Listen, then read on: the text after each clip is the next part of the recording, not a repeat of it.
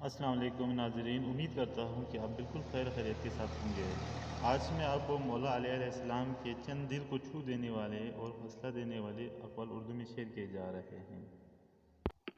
حضرت مولا علیہ السلام نے فرمایا، دوسروں کا غلام مت بنو جبکہ اللہ نے تمہیں آزاد پیدا کیا ہے۔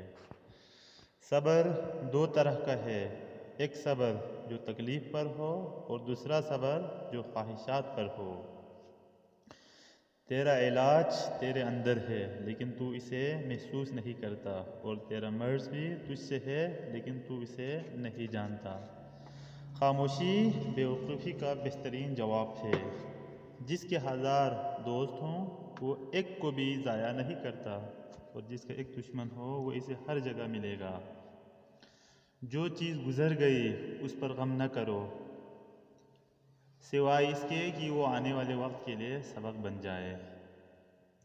اللہ کی سب سے بڑی نعمت علم پر مبنی زندگی ہے۔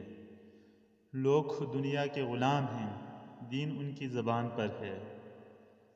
جب تک دنیاوی فائدہ ملتا ہے وہ دین کے گرد رہتے ہیں، لیکن جب امتحان آتا ہے تو سچے مومن بہت کم رہ جاتے ہیں۔